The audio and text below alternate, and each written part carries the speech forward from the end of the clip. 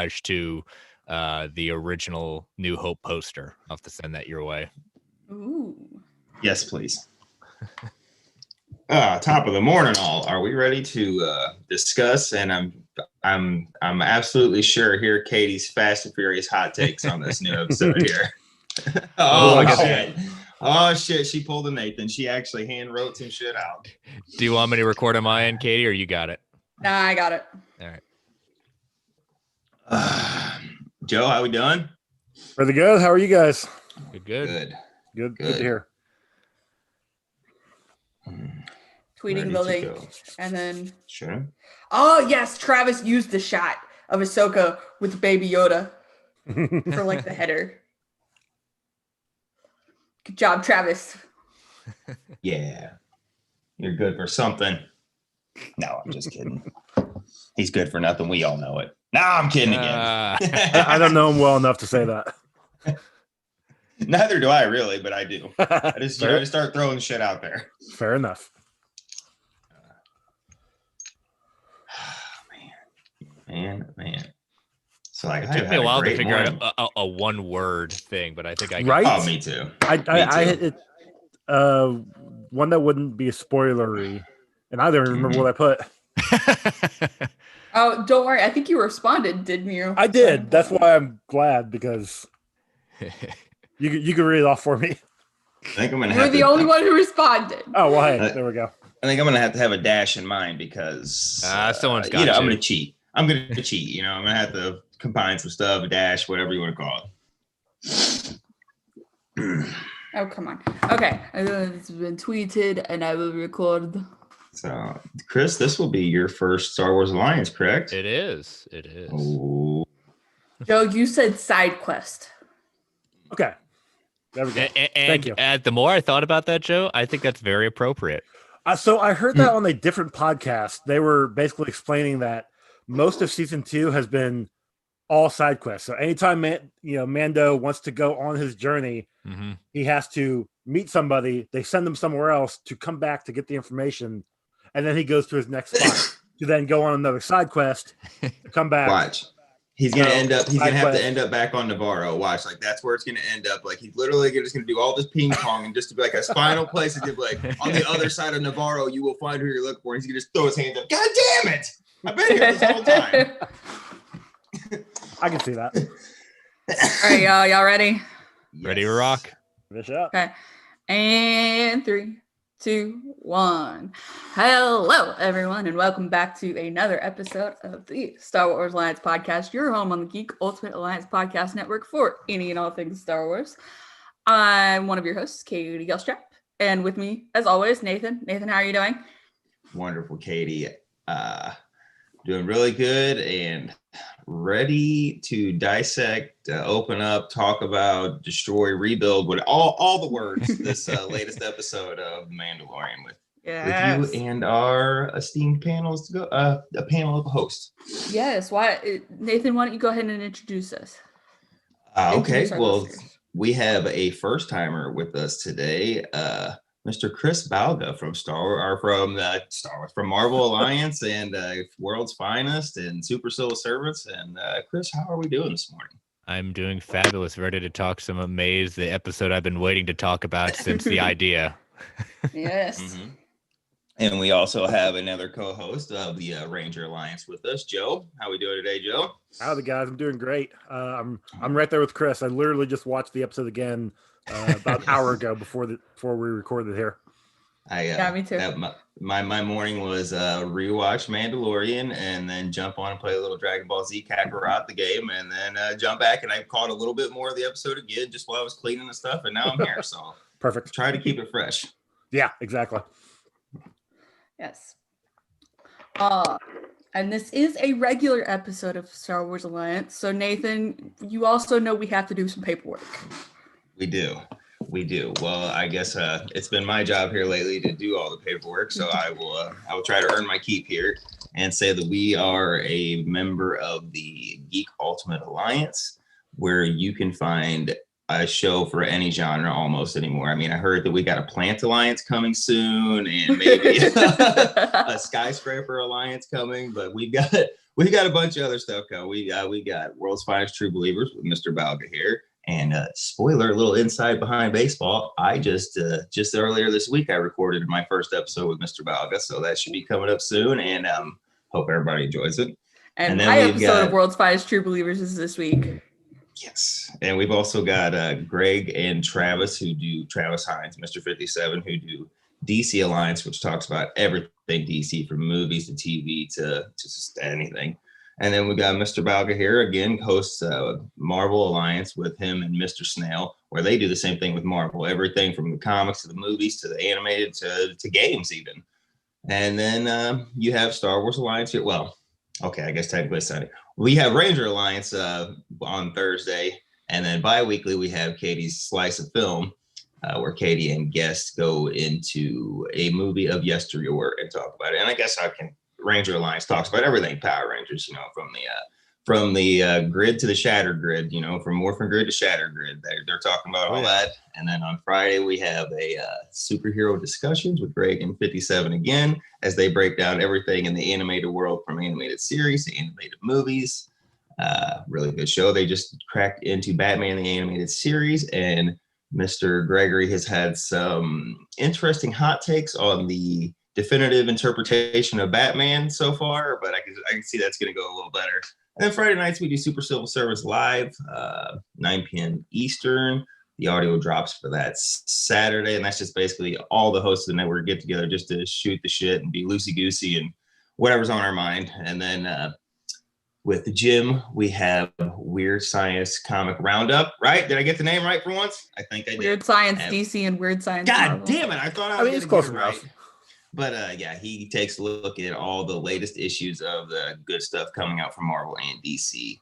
And I think that is it. You got it. It's DC Comics Roundup and Marvel Roundup. You got it. Oh, is that it? Okay. See? Yep. Okay. Yeah. And then we also have a Patreon account where $1 is basically a thank you. It helps us keep the lanterns charged. And then there's a $5 tier, which gives you exclusive episodes, ad-free episodes, early access to episodes. You might even get to influence a topic for an episode. And speaking of ads, we are an ad-supported network. We don't get to pick the shitty ads that come on. I mean, the great ads or the volume that they place them at because they want to blow your eardrums out. We apologize about all of that. There's nothing we can do. And except give you a warning in advance. Except give you a little warning, and then we get your fast forward finger ready and let's go. I think that's everything. Yep, I think that about covers it. So before we get into it, we will be talking spoilers for The Mandalorian Chapter 13, The Jedi. Spoiler alert. The name alone, spoiler. Yes. So if you have not seen this episode and don't mind spoilers, then you're in the right place. If you do mind spoilers and you haven't seen the episode, then you're in the wrong place. Come back when you've seen the episode. And I did just want to mention that we realized that so Rosario Dawson plays Ahsoka. We realized that there's a lot of conflict there with the cases that she's had against her. And we did just want to bring that up. Cases as in plural, or the one that the lady voluntarily dropped with no fucking settlement out of court, which means she took her ball and went home because she didn't have enough fucking merit to go forward with it. So if we're going to bring shit up, let's bring it up right. Because that lady took her ball and went home with no payments, no nothing. So I know you're just bringing it up, but all these people that are shitting all over Rosario and trading, whatever, this lady, we don't know because somebody said something. Mr. Random Stranger on the internet, I can say right now that you're a racist. Never fucking met you. Maybe I've been in a room with you one time. I can say you're a racist. I can say whatever I wanted. And I can go to the press with all that. And then the fucking court of public opinion can jump all over you and we'll see how you like that. I'm not saying she did do it or she didn't do it, but let's just say the facts here. Because people are shitting on her. But let's also, nobody's talking about the fact that this lady dropped everything in that with no out of court settlement, which means literally nothing happens, which means she paid for a fucking lawyer out of her own pocket to literally do nothing but go home and lose money. Just wanted to say that to get it out there. Because if people are going to bring up one side, we're bringing the other side up. Yep. And that's exactly what I was going to say. The cases have been dropped against her. There's still 2 cases against her mom. But we did just want to bring that up. I'm not my mom. I'm just saying I'm not my mom. So, I mean, if my mom does some dumb shit, that's not on me. So I'm also just saying that too. I'm not saying it to you. I'm just throwing it out there. I know. So, Now let's get to the pleasantries. So first things first, 1-word reviews. I'm going to go ahead and say mine. I'm going to say my 1-word reaction for this episode is a little bit confusing because in my notes right here, I have 7 different questions about the episode, and that's frustrating.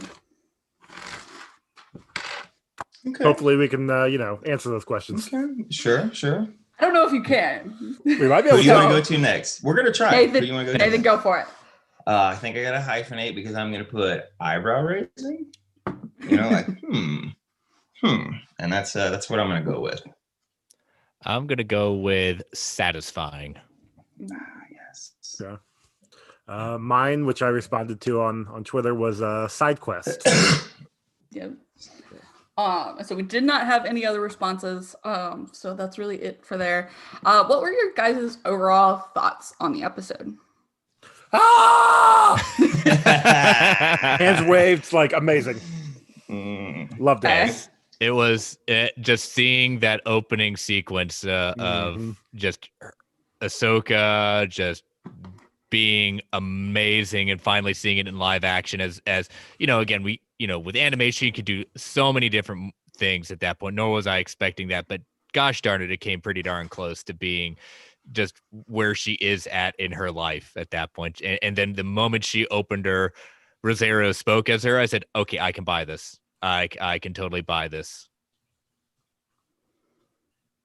I've got more to say when we get in depth of it, but just that opening scene when I was like, whoa, right out of the gate, we are going. And I just had the biggest smile because Ahsoka, she may not have started out that way, but she has evolved and blossomed into one of my top 10 characters in all of Star Wars. And, you know what I mean? And I'm following her career and seeing her go from, literally the 14-year-old Padawan to this seasoned experience, I am no Jedi or whatever, but basically a Jedi, and seeing her in live action that come to fruition, Anakin Skywalker's Padawan in live action for the first time.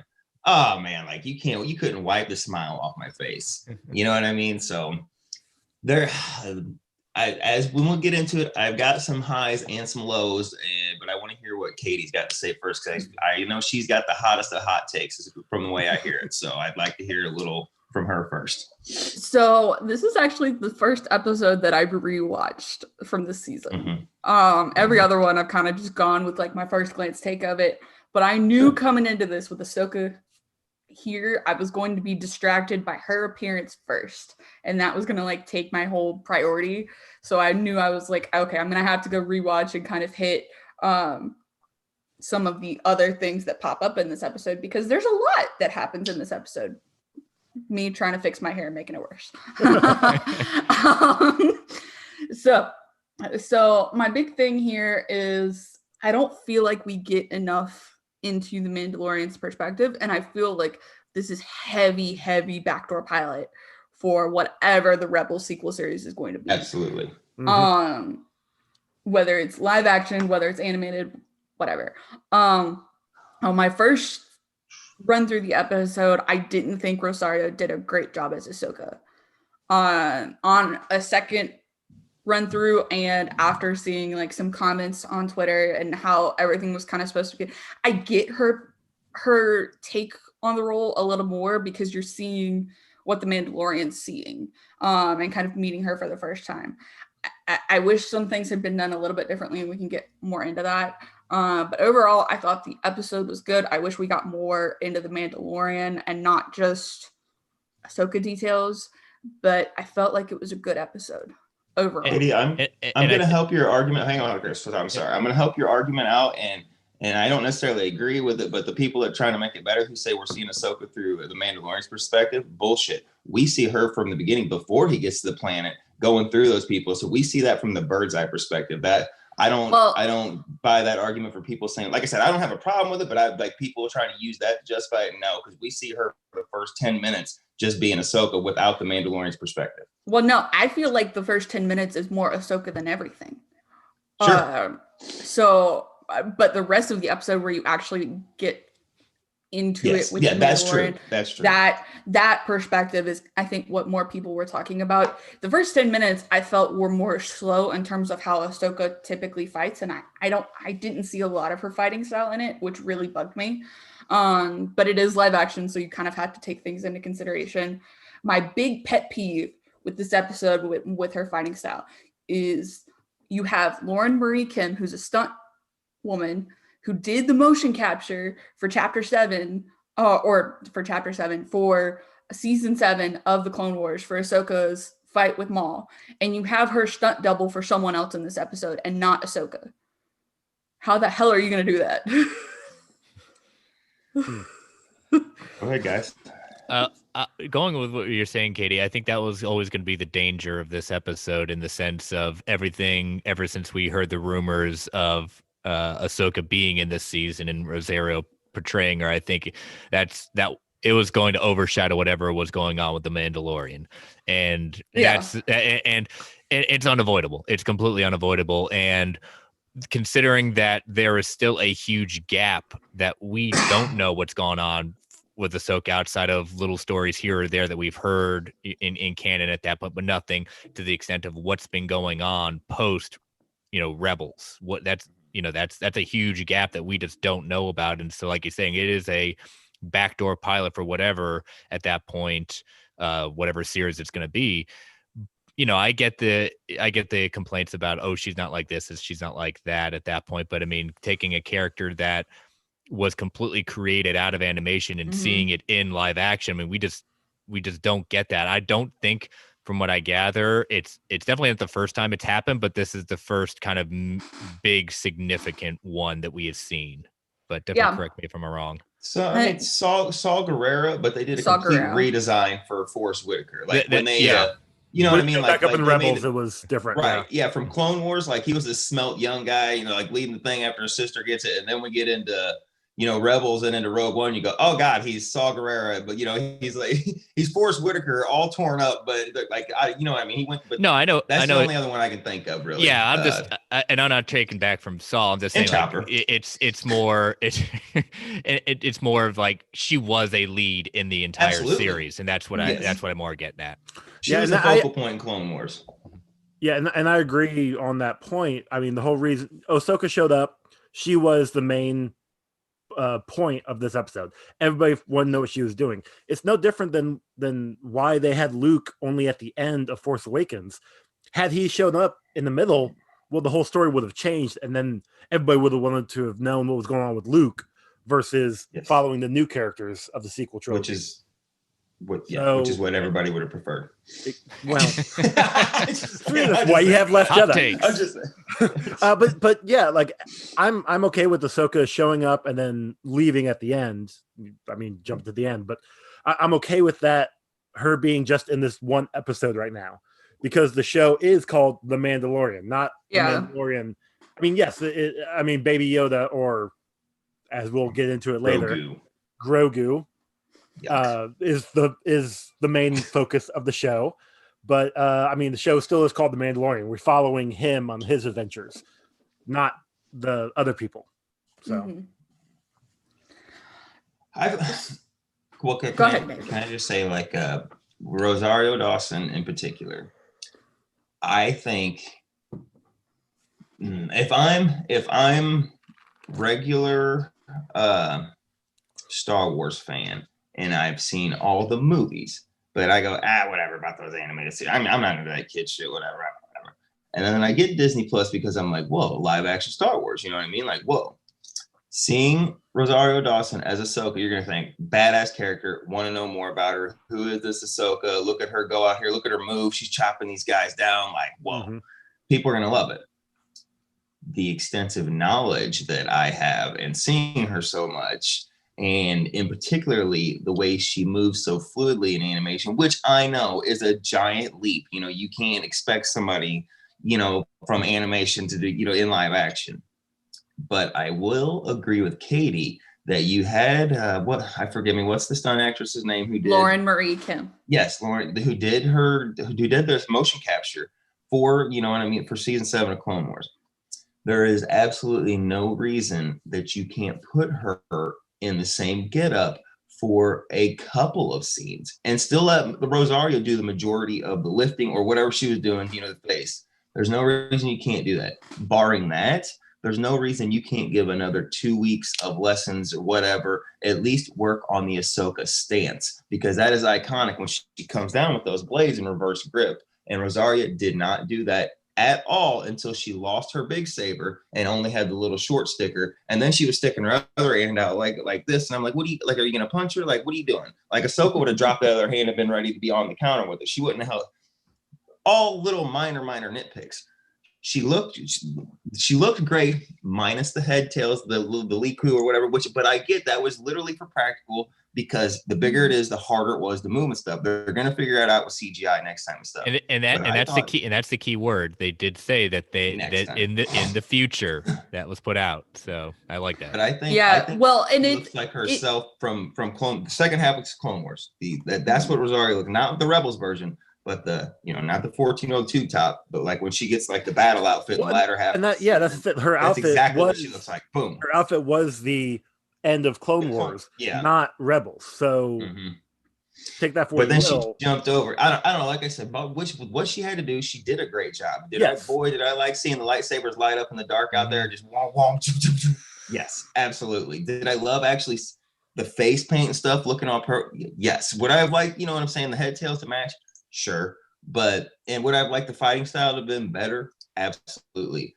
But seeing her in like you guys said, like the look, she looks just like her. Would I have preferred to hear Ashley Eckstein's voice come out of her? Absolutely. But that's neither here nor there. Doing for her first time being in there, and I've got to say, and I got a feeling this isn't going to be the last time. So in the future, she can own this character more. You know what I'm saying? Hone it in, rein it in, and own it more. I'm perfectly pleased with her performance, and I look so forward to getting more of her in this role. Agreed. Well, and so Ashley Eckstein did do a post on Instagram kind of acknowledging the legacy and everything. And I believe Rosario responded to that post and said very nice things. And Ashley was like, welcome to Team Tano. So Ashley did welcome her in. I would have appreciated if Ashley had gotten a chance here, but it is what it is at this point. I mean, they could have done the voiceover like they did with exactly for Maul. Like anything could have been possible, but Rosario Dawson's the name that got people, pulled people in. So, absolutely. And I think again, what we were saying, like there was a lot here for people. Like, I mean, this is I did check out Disney Plus the other day to start watching a Marvel 616, but I haven't seen anything. What they should do is, if you want to know about more Ahsoka Tano, they should have a tile in place for episodes concerning, like, that's what they should really market this as, is more. I think they will, future, but the precedent for the Mandalorian, I like that, Nathan. The precedent for the Mandalorian is to talk about spoilers in the episode on Monday. So they might have something come up on Monday, because they posted like legit pictures from the episode, so like great quality and everything, and didn't include Ahsoka in it at all. So yeah, I mean, that makes sense, because again, that's to reveal just like how long, what they said about no merchandising for Grogu, Baby Yoda, until after the series was done, because that was such a well-kept secret. They didn't want to ruin it. So even though this was the worst kept secret, Ahsoka's showing up at that point. But again, I've gone on record on SES. Ahsoka Tano is next to Yoda as my favorite character in Star Wars, just because of how much of an arc that, it's literally, you could say what you said for Luke is how much his growth at that point, but we get to see Ahsoka from Padawan up until something that we never thought we'd ever see, is even now post Jedi, post Return of the Jedi, to see. She's a Jedi master, in my opinion. I know she left the Order, but I consider her a master. Like she would be on the council. If Yoda was dead, she may even be running the council if it was still if the Order hadn't fallen, in my opinion. Yeah. I really wish there would have been some kind of acknowledgement there. Like, yes, she does train Ezra a little bit in Rebels and kind of works with Kanan and Ezra to kind of build their relationship as a Jedi Master and a Jedi Padawan. But I mean, like even in the Clone Wars season 7, like I can't remember who it was, but like someone referenced her as a Jedi, and she's like, I did my duty as a citizen. Jedi. Yeah. So I wanted her to say that in this episode, by the way. Yeah, that's what I was looking for as well. And I rewatched Twilight of the Apprentice before I did this, just to like kind of have that. I meant to. I totally forgot. I was saying, I gotta watch another episode. Oh no, Twilight of the Apprentice. Let's do that. That'll be a nice through line. But you do that just to get a heart punch to yourself, because oh man, if that's not dude, if you're a true Star Wars fan and you follow that story, that doesn't bring a tear to your eye. I cried when I watched it the first time. It was amazing. It's just quality TV. But I don't want to jump ahead about it, but the next like band thing, Admiral Thrawn. Yes. We got Admiral Thrawn. The words. I don't care if he's not brought up anymore this season. He exists. He exists still in this universe. First of all, I want to text. What I told Katie is, first of all, is I want to call, like, I halfway Babe Ruth that shit, as I've been calling it since since episode 1. Is that I said I think Baby Yoda, or Grogu as he's known as, is going to end up with Thrawn. And I said Ezra because they were over there, but I've been saying that since the beginning. And he may not.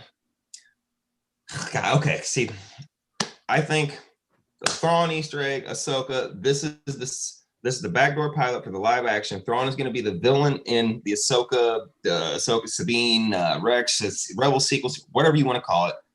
That's where they're going right there. Yes. Yeah. And I think it's that, and I think Gideon goes there, but I think eventually Grogu, the Baby Yoda, whatever, ends up with Thrawn and his people, like I said. But I just want to say that, like, I've been calling the Thrawn is coming back, and I'm kind of there. And name drop is coming back. So yeah. Yes, and what I find is interesting is in Legends, this is the exact time period the Grand Admiral was introduced in, and was pulling together the remnants of the Empire. So Ezra taking him off the board before the Galactic War. Yeah, see, like Katie's got before the original trilogy. You know what I mean? Taking down the Emperor. It's been 10 years, 12. He's found his way back from where the Purgle took him to exile or wherever.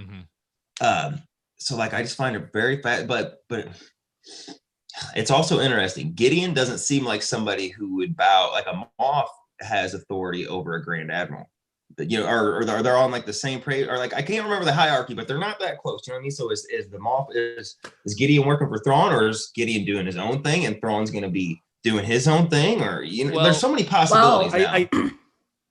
I think that Moff, you know, work for the Emperor. That's that hierarchy. The Grand Admiral also works for the Emperor, but they also do report to a Moff. Okay. I'm currently in the middle of treason, Thrawn treason, and they've gotten past the point where Tarkin brings over Krennic and Thrawn and that third guy, which I can't remember. So like he's still reporting to the Grand Admiral, still reporting to a Moff. I mean, that's my take anyway. But could Thrawn and Gideon be working together? Because we know Gideon was in ISB and kind of took over the Moff title. So could Thrawn and Gideon have worked together and said, okay, to command a little more respect, you're going to take the Moff title because that's going to win over more people.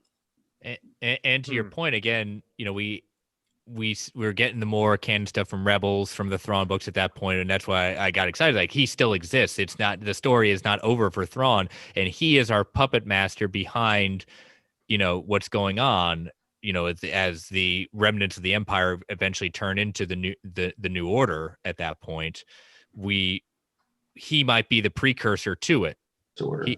You know, especially when you get that line from what was it, either this episode or the previous episode, where they narc out where Mando's, like the tracker on Mando's ship is at that point, she's saying you will be rewarded in the new order, you know. So that poses a question that I have that kind of ties into this.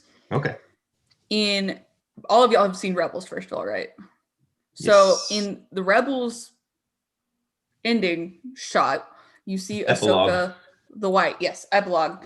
You see Ahsoka the White. She's wearing a white cloak. She's got a staff. In this episode, You see her with a gray cloak. Mhm. Is this episode before the Rebels epilogue? So here's the thing about the Rebels epilogue, because I actually went back and looked at that. It doesn't give a time. Yes, you that's can correct. You can assume that with Jason Syndulla looking like he's 5 or 6, that's only been like 5 or 6 years after the end of Thrawn getting taken away by Ezra, which would put it about 7 years, give or take. Well, no, Mandalorian is 7 years after, but the end 5. of Mando's 5 years 5? after Return. 5. Oh, 7. Either way, it would with Empire, A New Hope, Empire, and Return of the Jedi. That's about a 2-year time span, something like that. So in theory, I'm using quotation marks here. That scene with Jason would be about 3 years after Return of the Jedi, which is still 2 years before this. But we still don't have a time frame on all of it because she didn't have her staff. She didn't have her staff. Well, I mean, we saw her camp. I mean, she didn't have a shelter either, so maybe she. But again, her outfit was resembling that of when she left at Clone Wars. Great point. Not with Rebels. So not even when she disappeared in Rebels, not showing up at the end. So I don't know. You could still maybe put out another 10 years, and that's when they finally have enough information. Her and Sabine have enough information to go find Ezra and find Thrawn. They're gonna have to do probably a little bit of retro. They're gonna have to do some woodworking here. Yeah. Actually, Katie, I would think this comes after that because she in this one we know Ahsoka already is on the trail of Thrawn, so much so that she's hunting down one of his minions that are quote, where's your master? You know what I'm saying? And Grand Admiral Thrawn. Well, in the epilogue, she says, it's time to find Ezra or whatever. As far as we know, Thrawn still has Ezra, as in right now, which is why Ahsoka's hunting him down. In my opinion, that's my theory, is why she wants Thrawn so bad is he has Ezra right now, has him. Whether he be locked up, whether he have him at the ascendancy, whether he be siphoning his force light, whatever purpose that Thrawn has, because he's a master chessman, tactic. He's got him right now, which is why, in my opinion, that's why Ahsoka's hunting him down. So I would think this takes place after the epilogue. And I think you've got a point, just because why is she so determined in the sense, like, we know, I would say, if anyone, and I always wanted Last Jedi to be Luke making canon the Gray Jedi at that point, but I think with Ahsoka you've got even more of a case at that point. But I've never thought Ahsoka to be just straight vengeance at that point, Absolutely. And so she wouldn't necessarily go that determined to still be on Thrawn's trail if to your point, he still has Ezra. It seems like she would be. He has something that she wants outside of just like being the bad guy and behind the scenes. Right. And wait. Before we elaborate on Chris's point, I think, Katie, should we not take our first ad break? Because we've been rambling on, and I know myself, if I caught it, I know I'm the talker on the show, the Rambler. So let's take our first ad break, and then we'll jump back into Chris's thoughts, because we should just probably do it. Mr. Snail will be very pleased if we jump an ad break in here. Yes. And so we'll be right back, guys. And 3, 2, 1. Podcast magic. We're back, guys. Okay, guys. But let me just add on one point before you respond. Like, sorry, go ahead. You see with her, especially in the moments between her, Mando, and Grogu, she has become what Obi-Wan and Yoda became later in life. She's become much more reflective, much more patient in the sense of recognizing, could she, I thought when she said, I can't train him, not because of the attachment, I thought, I'm no Jedi. I thought we were going to hear that line. She didn't do that. She didn't say that at all at that point. She went a completely different direction. I was not prepared for her to go with that. So, I mean, we've seen a lot of, that's why I wanted to recognize the growth too. Like, this is even, again, outside of age, because how old is Ahsoka at this point? 45. 45. So, because Again, seen a lot and had to deal with a lot in 45 years. Oh, so yeah. I didn't know if her species aged differently than Tigrutans, goddamn, whatever. Don't they go like 250, 250 or something? Something like I want to say 200 years. Cool. But anyways, off my point. Yeah, but now that Chris brought it up, like let's jump in to the information dump she gave us, because boy, did she fill in some holes and some gaps if you were paying attention. First of all, the name Grogu. Okay, like I don't know what's like. The more and more I hear it, the little it's getting better. But come on, like Grogu. Would you say that it is growing on you? Yeah. Yes. I was waiting for that. I was waiting for it. Growing. I said that to my girlfriend. She's got, which is now a Grogu, tattoo on her arm, and she's been looking at it ever since. And I'm like, don't worry. I'm like, it'll grow on you. She just it's like a fungus. It'll continue to grow. Well, let's here's the big thing. Here's the big takeaway from me is that Grogu was on Coruscant, and during the Purge, who smuggled him out from Anakin's massacre? When Anakin went to the temple to massacre them, we know Joe Costa knew survived. Was it the librarian? Did she go down and smoke? And we're going to find that out. We know there were very few, Cal Kestis, which we didn't see that, but you know what I'm saying? Raising hands. Sorry. I'm just saying. I just want to raise these questions. So, okay, I don't think he was smuggled out by a Jedi. I think he was hidden. And so I looked this up because Ahsoka only acknowledges one of Baby Yoda's species, but Yaddle left the council after the Phantom Menace. Mm-hmm. So Ahsoka, which was before her time. Yep. So Ahsoka would have never known who Yaddle was. So that kind of explains that statement. Yes.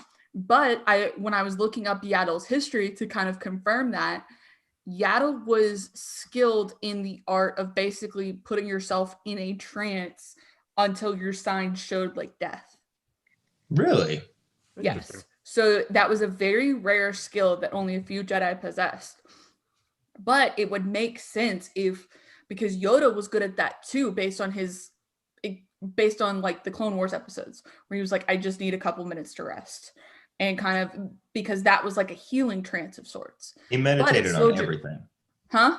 And so Yoda meditated on everything, and like in a trance. Yeah, you're right. He'd stop in the middle of battle and sit down and just go into the Force. So it makes sense if that is a trait that's common to the species having Force abilities, then maybe Jocasta knew, or someone said, okay, you need to go in a trance, you need to hide, and someone will come find you thinking, okay, we can survive this. And then he stayed in the Jedi Temple. We know for a fact Sidious converted the Jedi Temple into the Imperial Palace. So in that conversion, could he have found Grogu in a trance and then experimented on it? Okay, now that's a good point, because we know during the Purge that once 98%, 99.5% of the Jedi were wiped out, we know that he took one of the temple guards and about 7 or 8 others and turned them into Inquisitors. Like, he didn't just kill them. The temple guard that we saw in Clone Wars, he became the Grand Inquisitor. You know what I mean? So if that was the case, I would think that the Emperor would maybe turn him into his great, like he could have had that. That could have been the next Vader, in my opinion. He knows the Yoda species. If the Emperor finds Grogu or Baby Yoda, whatever you want to call him, he starts grooming him just because of the lifespan, just because of how long they live. If you want to turn something to the dark side and have the Sith eternal, literally the eternal, you pass it on to a Yoda species that lives 900 years. You make that the head of your Sith empire. But we know for a fact that the Empire was biased towards aliens. Thrawn was the first of his kind. Darth Maul was his first apprentice. He would not give a shit about being the Yoda. Yeah, but he was also his first apprentice that he never intended to keep. He never intended to keep Darth Maul. Okay, used, true. Yeah. Great, good point. No, this is a great point, but I'm just saying, I'm just throwing stuff out there. Well, but you have to think, Palpatine cloned himself and then left a clone that was not powerful in the Force, so he could develop his bloodline. So why would he then keep Yoda to transfer himself into? These are all great questions, and my minds are working. You're right.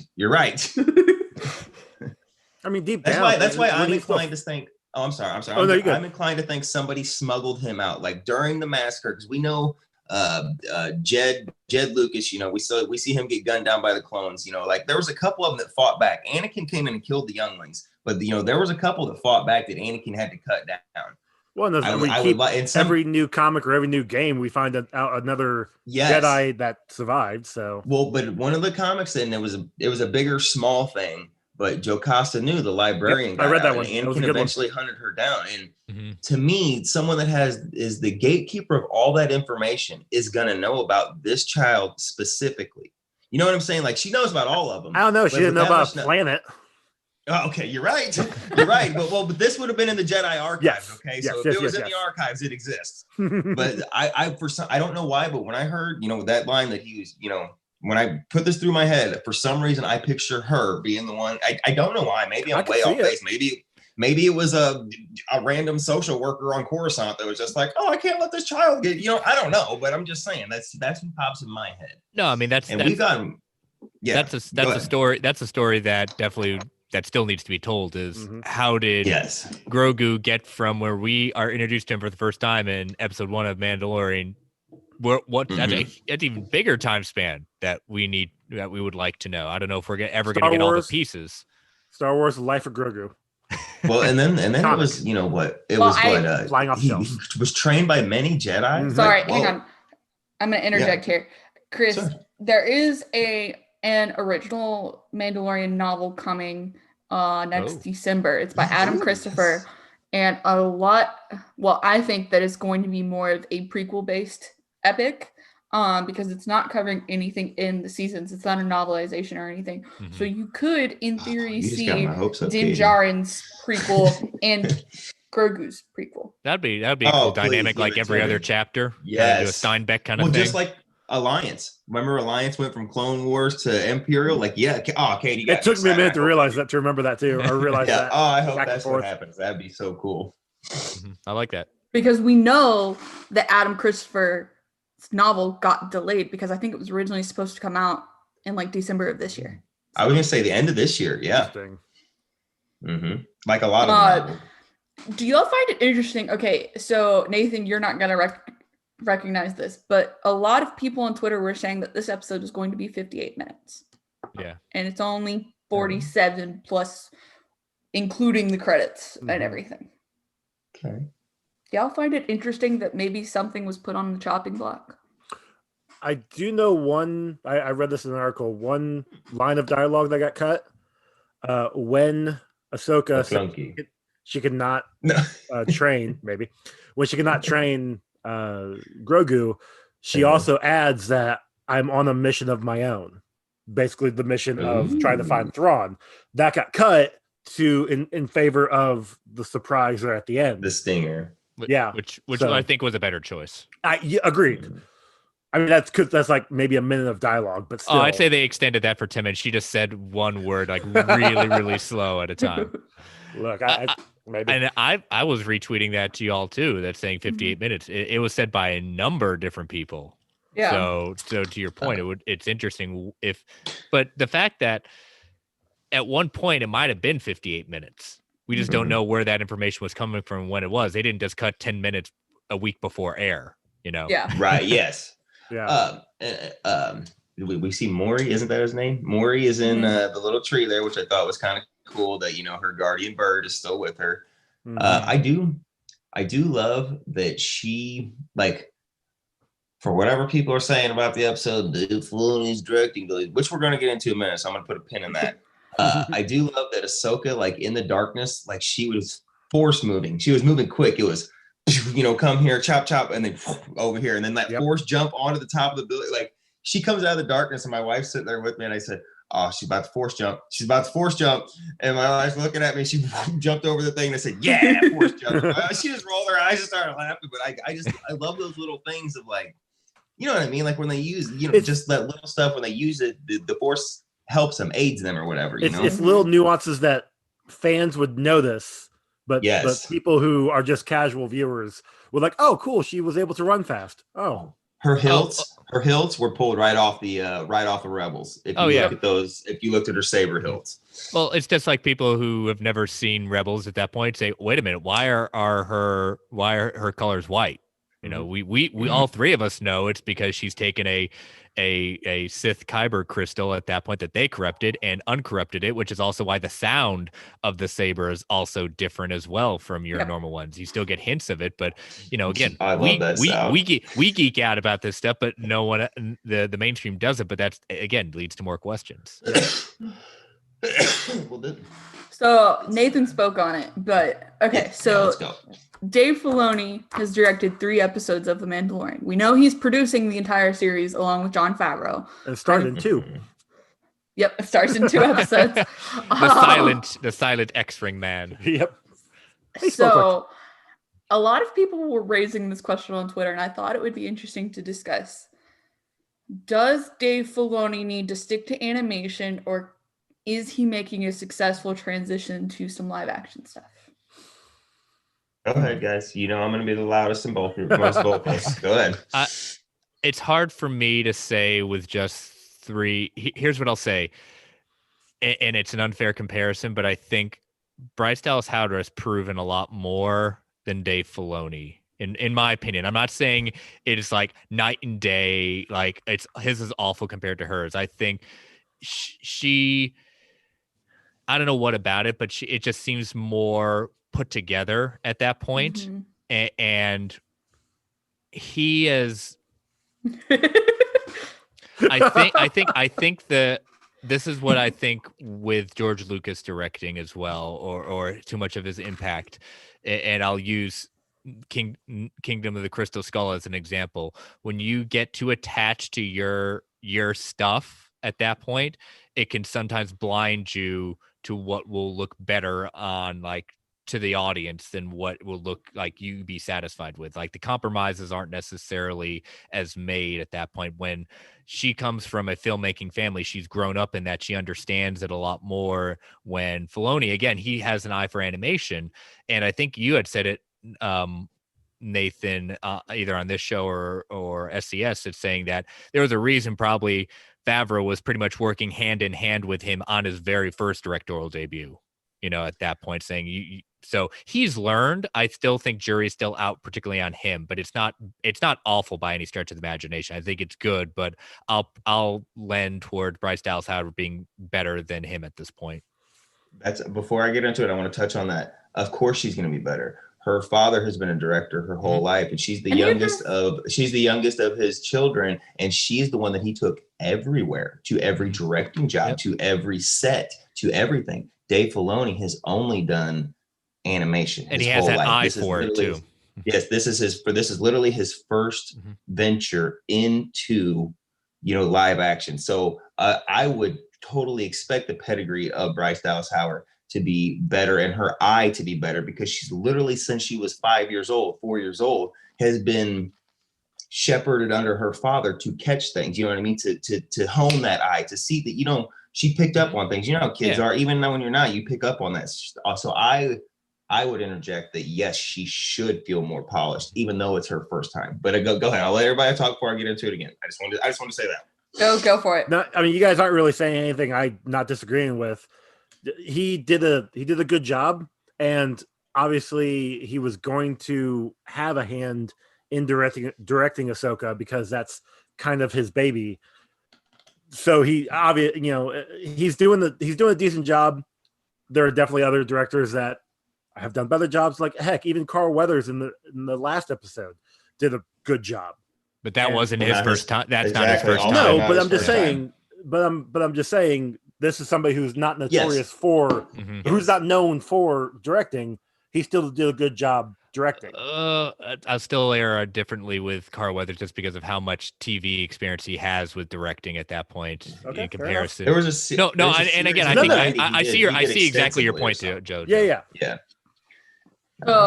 I think this was his best episode of the 3. First of all, I think there's some really, really great shots in our cover image for the episode that we're in right now, talking about the podcast episode. I think that shots in particular is absolutely gorgeous. There's some other shots that was just really great.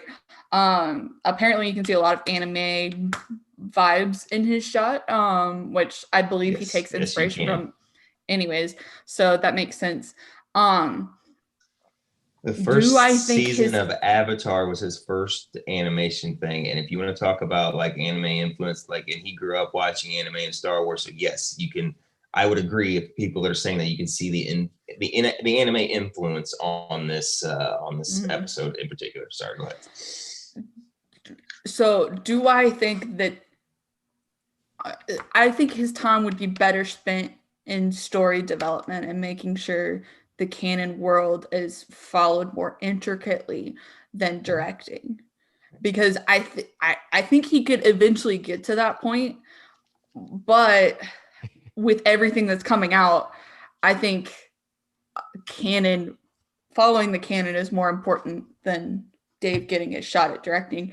I hate to say this because I don't like some of Feige's choices, but I mean, make him the Feige, like everyone else has said, but like, I mean, if anybody, he'd be the one that's being groomed to be the Feige. Mm-hmm. He's had his hand in so many Star Wars projects. Being groomed. Yeah. I just think it would make sense in the long term for Lucasfilm to kind of lean in that direction, because we know there's so many projects in development, and I mean, Ahsoka is going to be used in other places. And do I think that there's some problems with this episode in the directing of Ahsoka? Yes, but I can see kind of where you think, okay, if I've written something and I'm going back over an editing pass for myself, I do this all the time, I'm going to think it's perfect. That's why I have other people edit my stuff. So I think it would have been perfect for him to consult on this episode and produce, but somebody else needed to direct, because I think Rosario would have gotten it better. Whereas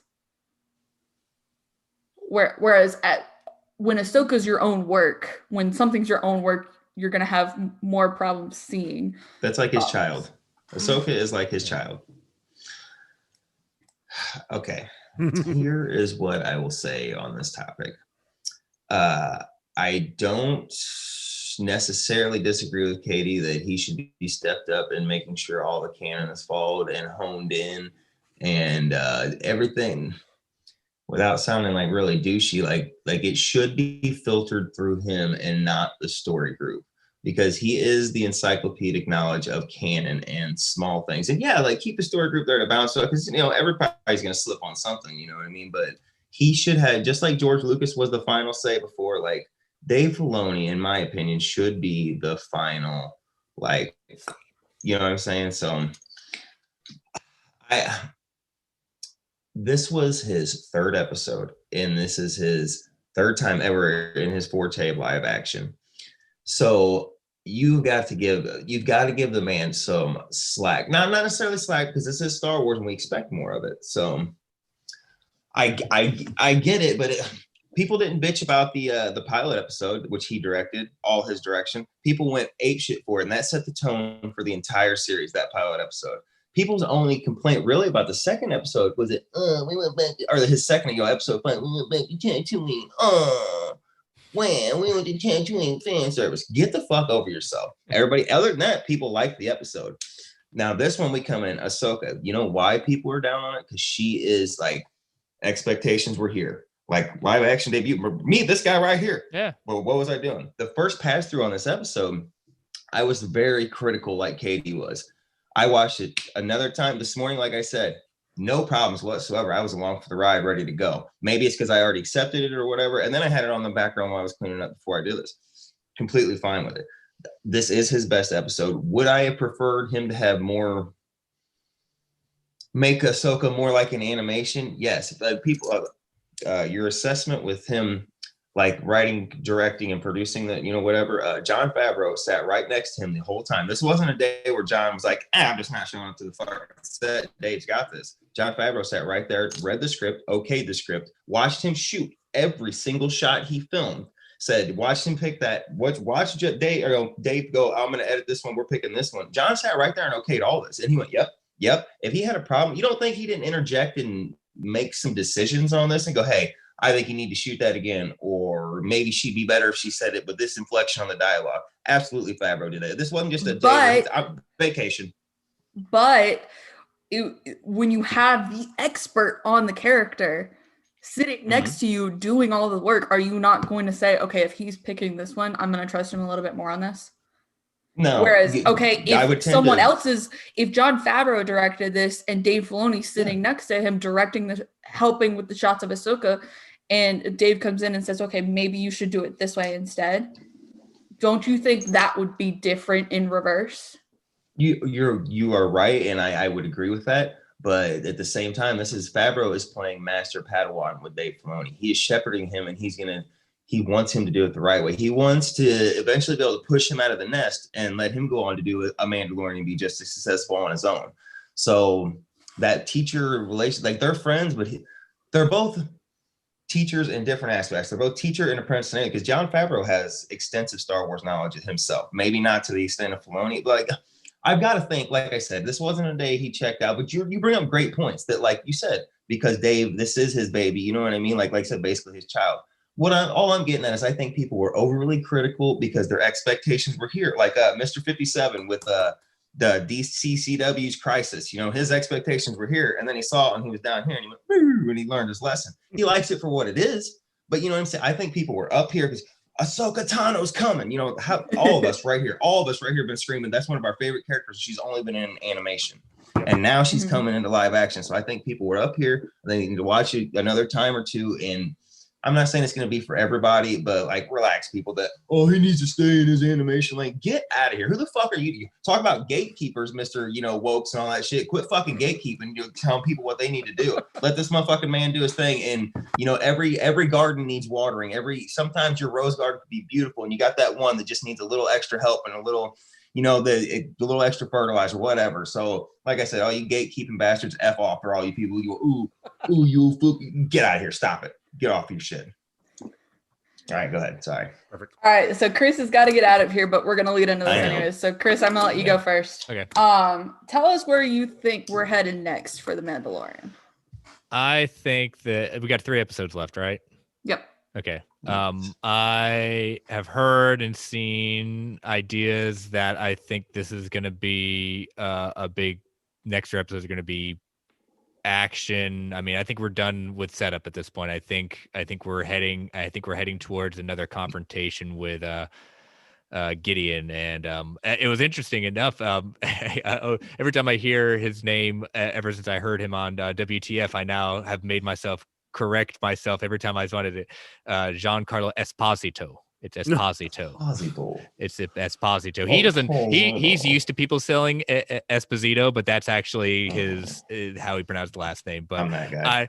No, it's everyone. It's everyone. I was gonna say, damn it. But I want to see. I think we're gonna see Katie Sackhoff back again. Yes. I think that we are gonna see. I don't know if we're gonna see. I think what's her face is done with her scenes. Oscar Reeves. Yeah. Mm-hmm. I think Sasha Banks. Yeah, Sasha Banks at that point. Mercedes something or other. But yeah, Bo-Katan. I think that's gonna be it. The final episode. I don't think we're gonna see anything more until the final episode. But I think we're marching towards a big. Even bigger ending to this season at that point that we're going to be waiting another year for. You're going to have to, Chris, I know you got to sign off here, and I'm glad that you came on, but you're going to have to listen to what I've got to say when I get to mine. You have to listen to this end up at this episode because you just put something in my head that I think, yeah, okay. All right. Well, I appreciate the time, guys. I was excited. Thank you for letting me take part. Yeah, thanks for being here, Chris. Tell us quick where they can find you. You can find me on Twitter at Chris Balga. You can find World's Finest True Believers on Twitter at Finest Believers, and Marvel Alliance at Marvel A Podcast. Yep. See y'all Thanks later. For being here, Chris. All right, buddy. See you later. Bye. Yeah. Joe, I know you said you had to go too, so Go ahead and tell us what you got. So, I mean, I know my one-word answer was a side quest. I think next episode will be another side quest. But I do think the last 2 will be similar to the first season, just a big old action-packed final episode for the arc or for the season.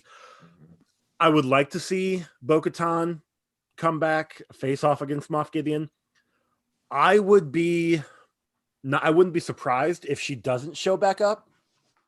I know Sasha Banks did say that her character is done for the show for the season, but she didn't say anything about what's her name? Bo-Katan, but what's her name? Katie Sackhoff. Thank you.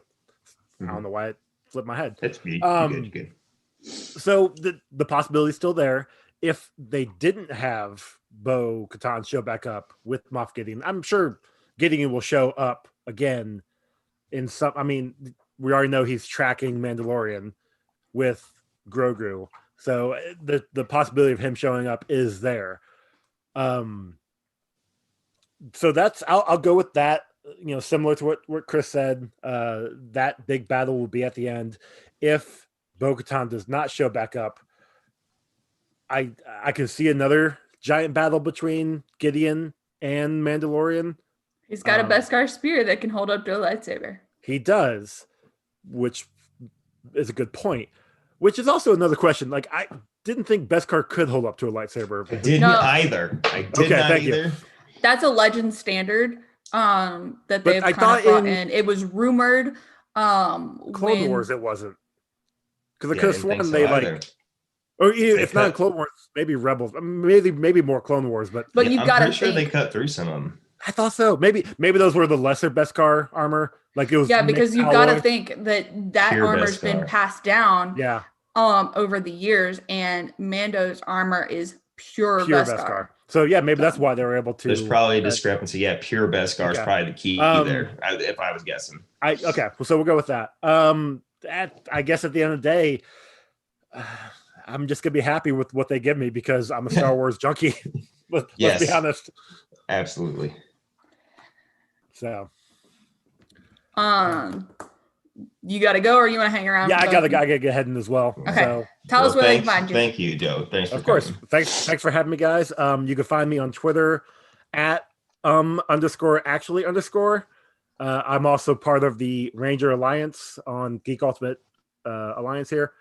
I think Clay has the Twitter handle as Ranger Alliance, just without all the vowels, and I think only one L. So you guys go figure that one out. Nice. I'll leave it linked down below, guys. Yes, thank you. Yes. And then I've also got my own podcast, the Comic Book Rundown. Go find that on Twitter at Comic Rundown and on Instagram at Comic Book Rundown. Thank you guys again for having me on here and let me talk. No problem. Thanks for coming on. Here, Joe. Yep. Take it easy, guys. Right, see you later. And now it's only just us. the two of us. Yeah. Just the two of us. Mm-hmm. Nathan. Oh, wait. Yeah, tell us where you think we're going. Chris, I don't even know what he said, but it prompted me to remember a conversation you and I had months ago that was there not a rumor or a rumor mill or maybe a sighting that the guy who does the voice acting for Thrawn in Rebels was rumored to be portraying the live action version of Thrawn. I could have swore you and I talked about that the guy, the voice actor. I'm looking it up. So, and that rumor was all the way back then. If that was coming up now, maybe it could have been for the Ahsoka show. But my big swing, probably won't happen, but is that we see Thrawn in a hollow message, like Gideon and Thrawn are communicating, and we see him. Maybe it's for like 3 seconds, 5 seconds. Maybe it's just a glimpse of him shutting it off in his Thrawn, and you know what I mean. But my big bold bad prediction is that we see our first glimpse of Thrawn. Maybe not full on interaction coming in, swinging his blue hammer or nothing, but like we see him. So this comes from a a May announcement on the Disney Insider, who cited Daniel Rickman, said they were looking to cast a live action Thrawn to be used in future Disney projects. The Ezra Bridger has also been rumored for a live action Disney Plus series, which leads to Rebels sequel series being live action.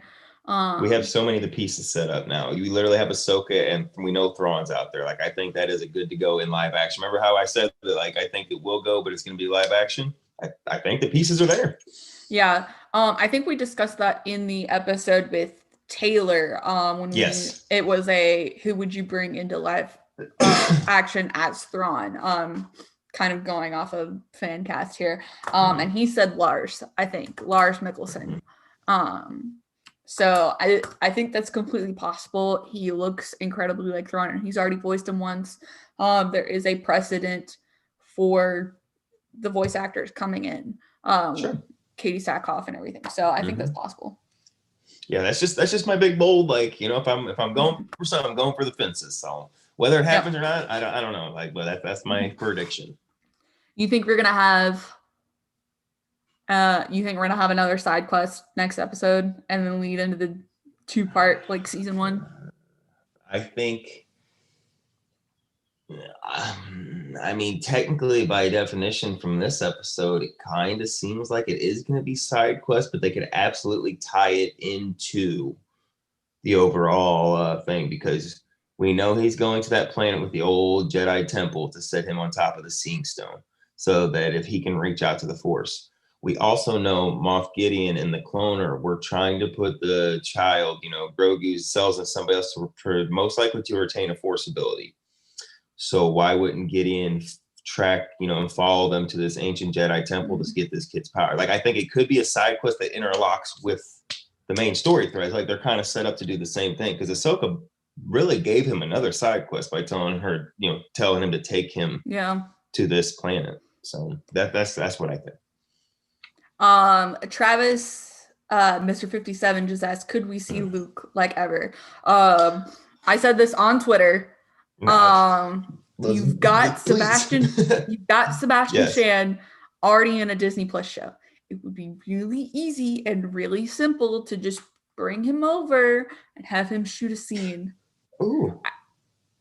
What about remember J.J. Abrams reshot the balcony fight with Vader and a young Luke from a distance, where it was going to be Rey, that it was edited out. Maybe it's never been confirmed, but there were heavy rumors, really good credible sources that said that there was going to be a scene where Rey was kind of having a Force vision, a Force walkabout or whatever, and we're seeing parts of, you know, from the prequels to everything, like the saga. And there was one thing where they had an actor fully clothed in Luke's black robe, like, but it was from a distance, and he was a young Luke fighting with Vader again that Rey was seeing. What I'm getting at is like, and supposedly the guy kind of looked like him. Like, you could, and I'm with you. I personally, Sebastian Stan, I think, could do it. But I think if the rumors could be true, is that they already found somebody that kind of looked like Luke as a young Luke to do that scene. Perhaps they could recycle this person and bring him in and do that. I don't know. Maybe we saw de-aging. If it's only going to be for a half an hour or 5 minutes that Luke's on there, you could literally bring the Mark Hamill in and de-age him down to his. That's what Travis just said. Luke. What about de-aging tech they used on Samuel Jackson and Captain Marvel and Mark Hamill? Because it wouldn't be long. I don't think we'd see him for very long. I think it would be while he was on his mission. Because you remember the game Operation Cinder, he's going and looking for the compasses and stuff. He could still be on that mission of going around and taking out Palpatine's like dark side holdouts or fortresses or whatever. And you could do it like that. For me, I don't think so, because I think Disney is at some point going to look to do other things with Luke Skywalker, whether it's in live action, whether it's in animation. So Mark Hamill has already stated that's the last time he's portraying Luke. Like, point blank stated it. Yeah. So I don't think you're going to see Mark Hamill. A dump truck of money? Oh, sure. Back it into my garage. You know, because the guy that plays Bond said that too. I'm just saying. But you've got to think, shits and giggles. The show has a movie budget, yes, but they've got to spread it out over a lot longer time than a movie does. You're not going to be able to load up a dump truck of money to get Mark Hamill in. This is very true. It's basically like 2 movies, really, like 2 of their original trilogy movies, kind of. If you were to add, you know, the 8 episodes, because half-hour piece most of the time. It's about a 2-hour movie a piece. So yeah, you're right. Very good point. I don't Sebastian Stan's not a chump. Well, Marvel money. Well, I guess he wasn't a a fixture. I mean, Winter Soldier is a character, but he's not the main character. Captain America and Winter Soldier is a limited series. They're only doing 10 episodes. Oh, very, very true. Or they're only doing a certain number of episodes. I don't think we know how many episodes. I choose Sebastian Stan. It's possible. So I think if you're going to see Luke Skywalker, then I think you're going to see a younger recast. What do you think Harrison Ford got for his 2 appearances? I think he got a lot of money for The Force Awakens, and then I wouldn't even hesitate to guess on The Rise of Skywalker. Travis, you're killing me.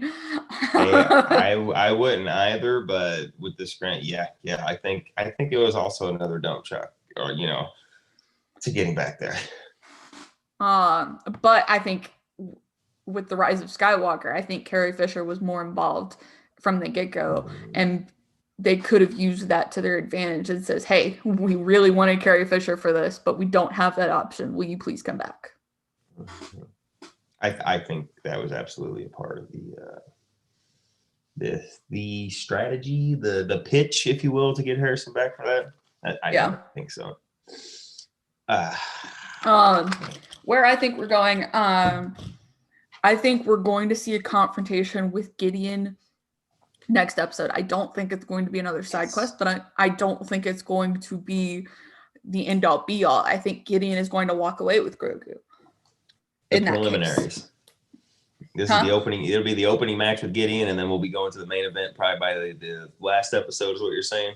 Mm-hmm. Okay. I think the other thing that you're going to see next episode is I think you're going to see a confrontation with the armorer and kind of a stance on Give it the to Mandalorian's cult versus Bo-Katan's, because at some point Din's going to have a reckoning with that information, and he hasn't had that reckoning yet. Yes, so right. I think it's coming, because I think the next step is going to be getting the band back together. I think Mando's going to go pick up Cobb Vanth and hand him back the Boba Fett armor and say, here you go. Ooh. Okay, I'm with you. And then he's going to go find Bo-Katan. Okay. He might go pick up Grief and Cara Dune again, because I think they left a little too much on the table with Cara, especially with that pilot. I think we're going to see the pilot back again, the New Republic pilot. Well, especially when you can see the pain in her eyes whenever he's talking about Alderaan. I said, "Did you lose anyone?" She just says, "I lost everyone." You know what I mean? Like, I agree. I think he definitely picks them up to bring them on back. So I think you're gonna see that, because he does have that pure Beskar spear, but I don't think he's going to use it in the next episode. He's going to not realize the potential it has there. He might even call Ahsoka back. Well, was it just me, or whenever she holds the pure Beskar spear, does he look down at his arm at the whistling birds? Are those in the shape of like little spear? Was that just me, or I swore he kind of looked down and looked at his shoulder fire, or like when she was doing, you know what I mean, like showed him the pure bear, maybe it was just me, maybe I'm seeing it, maybe he was just twitching his arm or whatever, but I swore he kind of looked down at his wrist launcher, like maybe those were, you know what I mean, maybe I know those explode, but you know what I mean, like this, maybe the spear's in the same design as the whistling birds. I think maybe what he was looking for was, okay, do I just go ahead and kill her and take out the bodyguard and then take the spear? It absolutely could have been. You're right. Travis said, could we see those 2 annoying sisters from Clone Wars Season 7 return? I know Nathan agrees with you, Travis. Shut up. I don't think you see them in The Mandalorian. I think you see them in the Ahsoka series, if anything. So whatever, as long as I get to see, I'm Team Tano. So if I got to put up with them bitches to get some more Tano, all right, let's go. So, okay, I'm going to ask you my questions because we didn't get to any of these. Let's go. So why was Morgan Elsbeth expecting Ahsoka? Expecting? What do you mean? At that vote? Oh, I got at the very beginning. She says, "I've been expecting you." Oh. Obvious interpretation without knowing. She probably, so from what Ahsoka says at the end, where's your master, or how many? I think she knows that Thrawn knows that Ahsoka's looking for him. So I'm expecting his minions would know. I don't know, or maybe she just got word that, you know, a strange person landed on this planet that they clearly have locked down. You know, I mean, this is part of it. So that's a great question. I don't know. That leads me to my next question. How did Bo-Katan know Ahsoka was on Corvus? And what specific city to go to? I think they're still in contact. But when you look at it, Ahsoka is attacking, theoretically, for the first time, the city that the magistrate Morgan Elspeth is holding. It could have still been a. And Mando visited another planet between him and Bo-Katan. But it could have been. It could be a Mos Pogos thing. It's literally just on, like, she's been on the other side of the planet and just like she could have been staking this planet out. She could have been assessing the situation of the slave people, all this stuff. You know what I mean? She could have literally be in a town on the other side of the planet, like staging. You know what I mean? Like staking out, kind of like cops do. They don't just if they get information. If there's somebody's not in dire straits, they don't just immediately kick in. They go stake the joint out. They get a feel. They get a plan for how they're going to attack. So that maybe it's that. Maybe she's been there for a month, literally casing the joint. And the last time Bo talked to her was, hey, I'm going to go to this planet and I'll be there till I figure this out or whatever, you know? Travis said, for my first question, she hunted down other people of Thrawn. Great. I could go with that. Yeah. I could definitely go with that.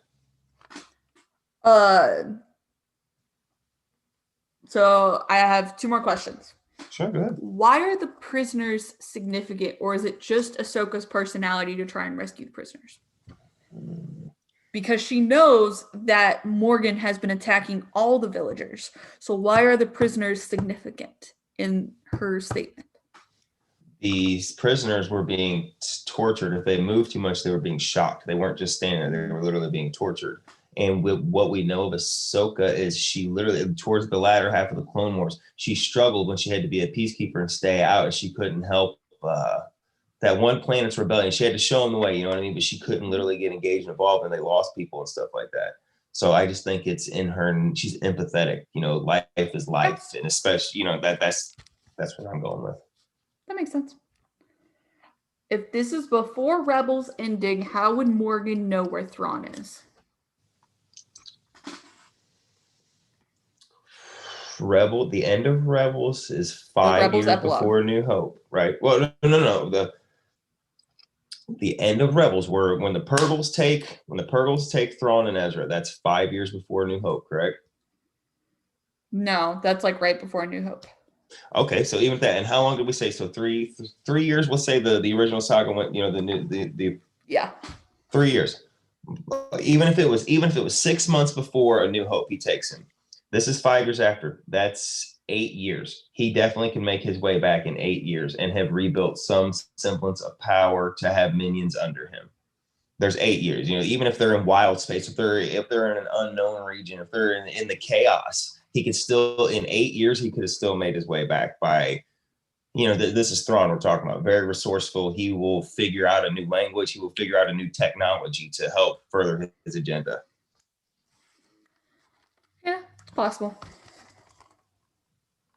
I just think, especially with not knowing kind of where they ended up, the ship was completely damaged. So yes, if they landed on a wild planet or something that really didn't have any technology, you'd have to wait around. That's completely plausible. That's completely feasible. Or we know the Chimera was severely damaged, but does he have a lifeboat in there? Does he have a troop transport in there? Do they have something they can literally just drop out and the survivors get on, whoever's remaining of his crew drop out on not even an escape pod, but like literally just another ship housed in the belly, because that's a Star Destroyer. We know they have, launch bays and stuff. Could be as simple as that. Maybe even just 2 TIE fighters that survive, or a TIE fighter that he put Ezra in and those 2 got out of. Yeah. I guess we'll see what happens. Mm-hmm. That's a story I want to find out. And if this really is like a backdoor pilot for the Ahsoka show and he's going to be the villain, I think we will get those gaps filled. Like in one of those episodes, they will tell us like, I survived. When the Purgles took us to bliggity blah, we did this. So I think we will find that out within the next 2 years for sure. Like we'll have a definitive answer. Yeah. So I just came up with another question, so I'm going to go ahead and add it in. Okay. Do you think we'll see Morgan Elspeth in the Cassian Andor show. Kind of get some fleshing out to her character there. I hadn't even considered that, but now that you say that, yes, and I want it just to have another little piece of the puzzle put in. That, yeah, yes, because that would be a great idea. So it states that she was angered by her planet being destroyed in the Clone Wars, and that her rage helped build the Imperial Starfleet, which we know Thrawn was integrated and kind of tried to help expand the Imperial Starfleet's repertoire in terms of other ships like the TIE Defender and everything. And remember, so that would explain her connection to Thrawn. Yeah, and you remember Thrawn was trying to figure out where the money and the budget was going. Like he wanted the Chimera to have the best fortification and stuff like. So yeah, that would make sense if she's building. Like he's gonna ask questions. That you just told. I guarantee you're right. That's a good connection right there. That's probably how they met. So okay, I think we'll see her too. So yeah, I think it's a good plug to kind of get everything connected. So. Just one more little thread to connect things. I think you're absolutely right. We will see her. That is all I have. Do you have anything else, Nathan?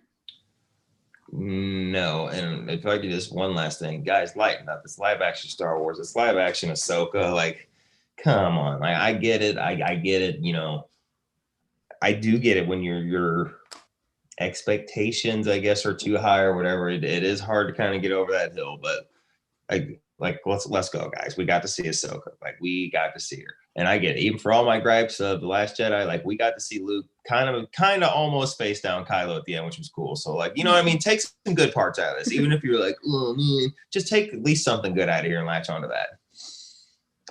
She's coming. We're going to get future installments. Take that out of it. Even if you don't like this episode, we are getting future installments of live action Ahsoka, and this just laid the groundwork for it. So even if you don't like this episode, take that away from it and be happy.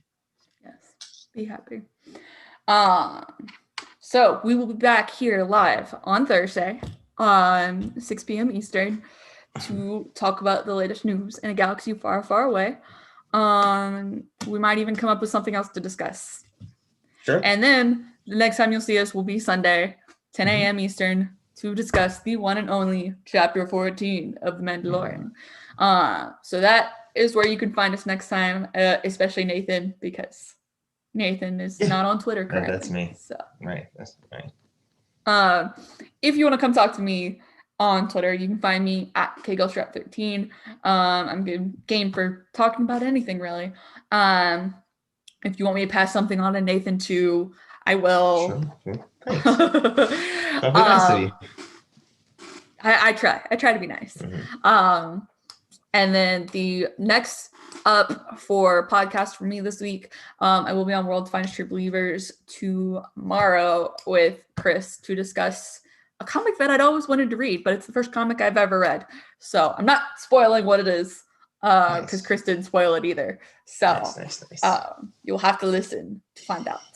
And then my next slice of film is this week. We're talking about Superman the movie. So I had Mario Francisco Robles on to talk about it with me. He's a big Superman person. So hey, Mario. Oh, sorry. I don't know why.